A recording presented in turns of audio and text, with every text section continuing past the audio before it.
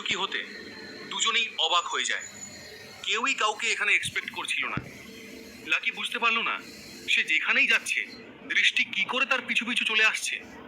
লাকির মনে হলো দৃষ্টির কাছ থেকে দূরে সরে গিয়ে বসাই ভালো। সেই ভাবনা থেকেই লাকি তার চেয়ার ছেড়ে উঠল। কিন্তু সেখানে চেয়ারগুলো একেবারে টইটম্বুর, কোথাও বসার জায়গা নেই। রাধিকা আলতো করে লাকির হাত ধরল। তার যেন মনে মনে ভয় ধরে গিয়েছে।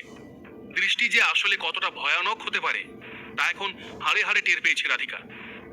লাকি রাধিকার গালে হাত রাখলো আর তাকে আদর করে বলল, আমি আছি তো, তুমি চিন্তা করছো কেন? লাকি আর রাধিকাকে নিজেদের মধ্যে কথা বলতে দেখে দৃষ্টি আরো বিরক্ত হচ্ছে। লাকিকে সে ছেড়ে দিয়েছিল ঠিকই, কিন্তু লাকির সাথে কোনো মেয়েকে এতটা ঘনিষ্ঠ অবস্থায় দেখলে ভিতরে ভিতরে জ্বালা হতো দৃষ্টির। তার মনে হচ্ছে লাকি হয়তো তাকে দেখিয়ে দেখিয়ে এইগুলো করছে। দৃষ্টি খুব রেগে গিয়ে লাকি আর রাধিকার উদ্দেশ্যে বলল, ব্যাংকুয়েটের ভিতরে আসার সাহস কি করে হলো তোমাদের? তোমরা কি ভেবেছো এখানে এসে চুপচাপ খেয়ে দিয়ে চলে যাবে আর কেউ বুঝতে পারবে না? দৃষ্টি তার সেই স্বভাবসিদ্ধ স্টাইলেই কথাটা বলল, আর লাকি কোনো পাত্তাই দিল না। তাতে দৃষ্টির রাগ আরো বেড়ে গেল। তখন দৃষ্টি বলল, খুব ভালো কথা, সবাই দেখছে, সবাই বুঝতে পারছে। প্রথমে এই ছেলেটা আমাদের প্রফেসরের অ্যাকাউন্ট থেকে 20 লাখ টাকা চুরি করলো, তারপর এখন আবার সাধু সেজে বড়লোকদের জায়গায় ফকটে খেতে এসেছে। আচ্ছা লাকি, তোমার কি লজ্জা শরম বলে কিছু নেই? এবারে আর শুধু দৃষ্টি নয়, রাহুলও তার সাথে যোগ করলো। আমার মনে হয় এরা এখানে নতুন মুরগির খোঁজে এসেছে।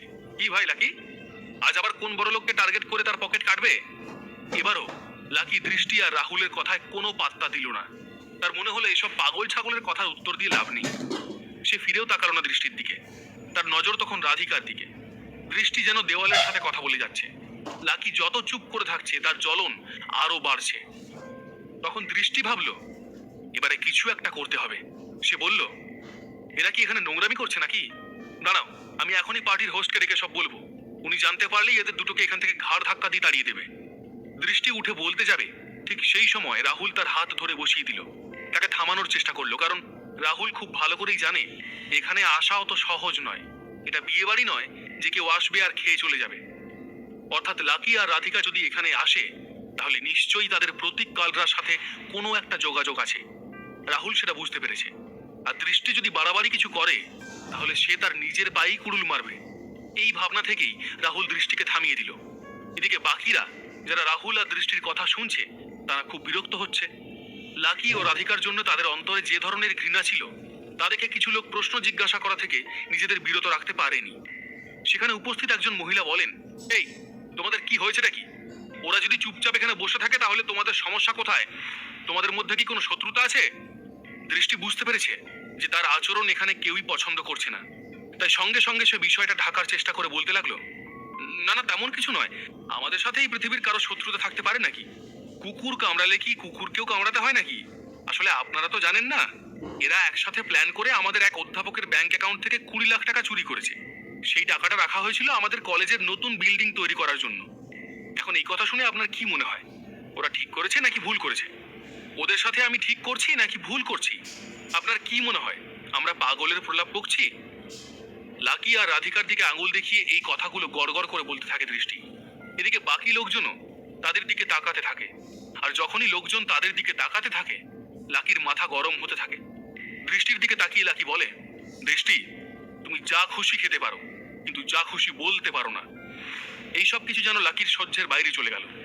দৃষ্টি যে কেন তার সাথে এমন ব্যবহার করছে লাকি তা বুঝতে পারলো না। এদিকে সবার মনে প্রশ্ন ঘোরাফেরা করছে, এই ছেলে মেয়ে দুটো এরকম হলে তাদের এখানে ঢুকতে দিল কে? আর কি করেই বা তারা এখানে খাবারও খেয়ে নিল? দৃষ্টি তখনও তার ফাটা ক্যাসেট বাজিয়ে চলেছে। সে আবার লাকির দিকে তাকিয়ে বলে, ও তাই নাকি? তুমি নিজে কলেজ থেকে 20 লাখ টাকা চুরি করে স্বীকার করে নিয়েছো, আর এখন আমাকে বলছো যে আমি যা খুশি বলছি? আমি ভুল বললে তুমি বলো কি ভুল বলেছি। লাকির মনে ক্ষোভের আগুন জ্বলতে শুরু করেছে। আজ সে ভাবলো এর কিছু একটা দফা রফা করেই ছাড়বে। আর লাকিকে রেগে যেতে দেখে দৃষ্টি আরো বলে, এই এই, তোমার এত সাহস কি করে হয়? আমার চোখের দিকে এভাবে তাকাচ্ছ কেন? আগে বলো 20 লাখ টাকা দিয়ে কি করেছো? এই অভদ্র মেয়েটাকে নিয়ে ফুর্তি করেছো নাকি? দৃষ্টি নিজেকে বাড়াবাড়ির পর্যায়ে নিয়ে গেল ধীরে ধীরে। লাকি তার কথায় কোনো উত্তর দিচ্ছে না দেখে দৃষ্টি নিজের আসন ছেড়ে উঠে পড়ে আর লাকির দিকে ধেয়ে আসে। আঙ্গুল তুলে সে বলে, এই নির্লজ্জ, তোমাকে নিয়ে কথা বলছি, কথা কানে যাচ্ছে না? কথার উত্তর দাও। বলো, ওই 20 লাখ টাকা দিয়ে তুমি কি করেছো? দৃষ্টি এতটা সাহস দেখালো কারণ সে খুব ভালো করেই জানে লাকি কিছু করবে না। সে একজন শান্ত মানুষ, কারো গায়ে হাত দেওয়া তো দূরস্থ, লাকি কখনো কারোর সাথে জোরে কথা পর্যন্ত বলেনি। এদিকে রাধিকা বুঝতে পারলো লাকি ভিতরে ভিতরে কতটা রেগে গেছে। হঠাৎ সে দেখলো দৃষ্টির গালে একটা থাপ্পড় মারতে এগিয়ে এলো লাকির হাত। রাধিকা থতমত খেয়ে লাকির হাতটা চেপে ধরলো আর তাকে থামিয়ে বলল, লাকি, ওকে ছেড়ে দাও, ও যা বলছে বলুক, কান দিও না। এই কথা শুনে লাকি রাধিকার দিকে একবার তাকালো, তারপর নিজের হাতটার দিকে দেখলো। তার মনে হলো রাধিকা একদম ঠিক বলছে, তাই সে আবার নিজের রাগ চেপে রাখলো। দৃষ্টি দেখতে পেল লাকি তাকে থাপ্পড় মারতে আসছিল। সে আরো একটা সুযোগ পেয়ে বলল, কি হলো, দম শেষ? তোমার কি মনে হয় আমি ভয় পেয়ে গেলাম? এবারে দৃষ্টি শালীনতার সমস্ত সীমা লঙ্ঘন করে লাকির দিকে তেড়ে এসে ঝাঁঝিয়ে উঠে বলল, আমি যদি তোমার জায়গায় থাকতাম না, তাহলে ধার করেও ওই 20 লাখ টাকা শোধ করে দিতাম, কিন্তু তুমি তো নির্লজ্জ, একেবারে দোকান কাটা। এই কথা বলা মাত্রই লাকির বুকে একটা জোরে ঘুষি মারলো দৃষ্টি।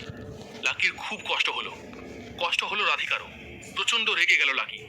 এবারে আর সে থামার বান্দা নয়। লাকি তখন ঘুরে গিয়ে দৃষ্টিকে জোরে একটা ধাক্কা দেয়। দৃষ্টি দূরে গিয়ে পড়ে। সে ভাবতেও পারেনি লাকি তাকে ধাক্কা দিতে পারে।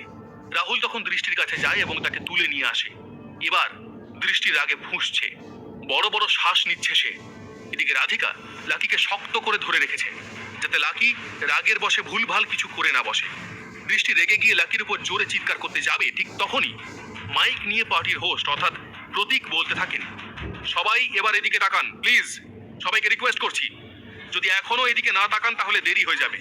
আমি অনেকক্ষণ ধরে আপনাদের উদ্দেশ্যে একটা কথা বলবো বলে অপেক্ষা করে আছি। প্রতীকের কথায় দৃষ্টি আটকে গেল, না হলে আজ সে লাকিকে এখানে মেরেই ফেলতো। এখন সে যদি লাকির সাথে আরো ঝগড়া করে তাহলে প্রতীককেই আখেরে অপমান করা হবে, সেটা দৃষ্টি বুঝতে পেরেছে। আর প্রতীক তখন মাইক নিয়ে সকলের সাথে কথা বলতে থাকেন, সবাই কেমন আছেন জিজ্ঞেস করতে থাকেন। একজন লোক দেখলো প্রতীক কালরা অনেকক্ষণ ধরে আজে বাজে বকে যাচ্ছে। তখন তিনি ইচ্ছা করেই বললেন, প্রতীকজি, আজকের এই পার্টি তো আয়োজন করা হয়েছে লুকধক স্যারের সাথে দেখা করার জন্য, তাই না? আমরা সবাই ওনার সাথে দেখা করার জন্য অপেক্ষা করছি। তার মনে হচ্ছে আজকের এই পার্টিতে লুকধক সিংহ রায়ের সাথে দেখা না হলে আর আসার মানে কি? আরেকজন বলে উঠলেন, হ্যাঁ, উনি একদম সঠিক কথা বলেছেন। অন্যজন যোগ করলেন, লুকধক স্যারের সাথে দেখা না হলে আমাদের আজকের দিনটা বৃথা। একজন মহিলা দর্শক আসন থেকে বললেন, প্রতীকজি, এরকমটা কি হতে পারে যে সিংহরায় পরিবারের বড় ছেলে আমাদের মধ্যেই আছেন, কিন্তু তিনি আমাদের সাথে দেখা করতে চান না? প্রতীক রয়েছেন একেবারে মঞ্চের মধ্যমণি হয়ে, আর তার চোখ আছে লাকির দিকে। লাকির অনুমতি না নিয়ে প্রতীক চাইছেন না যে তাকে স্টেজে ডেকে সকলের সামনে পরিচয় করাতে, তাতে তাঁরই বিপদ বাড়ত। কিন্তু এমন সময় লাকি তার দিকে একটা ইশারা করে, আর প্রতীক তখন বলতে থাকেন, দেখুন, আমি জানি যে সিংহরায় পরিবারের বড় ছেলের সাথে দেখা করতে আপনারা সবাই কতটা মরিয়া। আপনাদের হতাশার কারণটা আমি খুব ভালো করেই বুঝতে পারছি, কিন্তু আপনারা তো জানেন সিংহরায় পরিবারের প্রতিটা সদস্য মানব ধর্মে বিশ্বাস করেন। তারা সব সময় মানুষের সেবা করে যাচ্ছেন। তারপর প্রতীক যোগ করেন, লুকধক স্যারও এখানে এসেছিলেন তার কিছু মূল্যবান সময় দিতে। এখানে এত লোকের সমাগম দেখে তিনি খুব খুশি হলেন, কিন্তু দুঃখিত বন্ধুরা, ওনার জল খাওয়ারও সময় নেই। কত বড় মানুষ আপনারা তো বুঝতেই পারছেন। আপনাদের সবাইকে দেখে উনি খুব খুশি হয়েছেন।